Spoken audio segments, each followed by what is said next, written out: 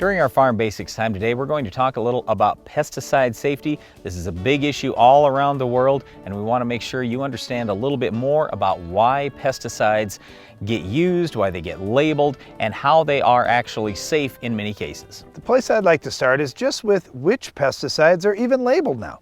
When you look back 20 years ago or even 30 years ago at pesticides that were on the market, many of them have gone away and been replaced by safer options. Now, this is certainly what industry is going for, is trying to find safer things that can do the same job.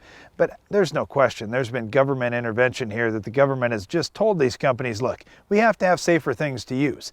And many of the products that are being used right now are being developed from things that are found naturally in many fields. All right, but let's start at the beginning here. Pesticides are incredibly important to agriculture and to every human being on this earth today, because without pesticides, we would not have even close to enough food for our continually growing world.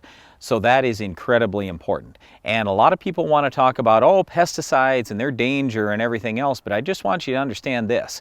When a plant has any stress, it has a bug feeding on it, it has disease, it has a weed that's competing with it for sunlight and for water and for nutrients.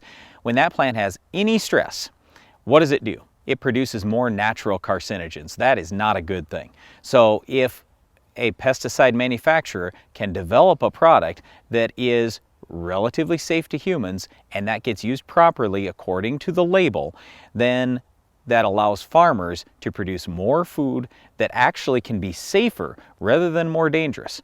So I guess that's one of the big things that I wanted to stress today too. And Darren also alluded to, oh, the government's telling companies to develop safer products.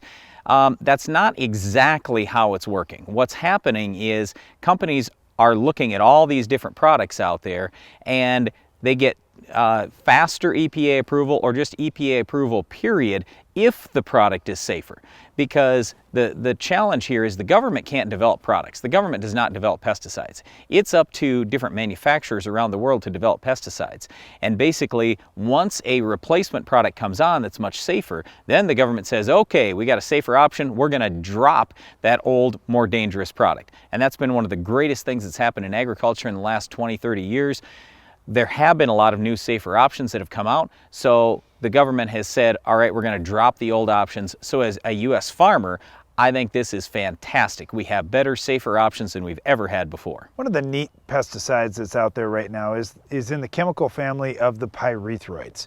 When we look at insect control, you may have to control bugs in your kitchen or right around your house, and you think, how am I going to keep those bugs out? Pyrethroids were developed to mimic the activity that a chrysanthemum flower uses to stop insects from competing with it.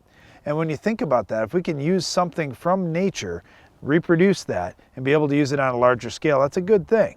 Now, pyrethroids are used in the dog and cat flea collars that you may have, flea and tick collars. They're used as treatments in many different industries. They're even mixed with paint and applied to houses to keep spiders and other bugs off your house.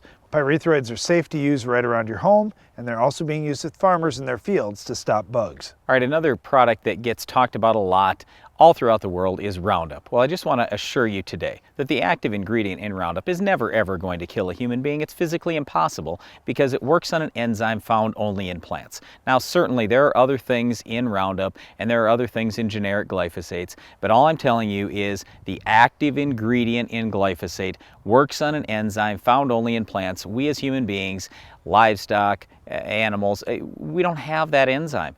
It's physically impossible for that to harm us. So there are a lot of different products, and we could just run through an enormous list here today of all these products that, like Darren said, are natural or are actually quite safe to human beings. Nevertheless, as farmers, we want to take all precautions to make sure we're using these things properly and carefully. But I often tell non-farmers, look, there isn't anything we use to spray on our crop that's even half as dangerous as many of the household cleaners you have right below your kitchen sink. And certainly there's nothing as dangerous as the gasoline you pump in your car every day. That stuff is terribly lethal. The stuff we use on the farm certainly is not.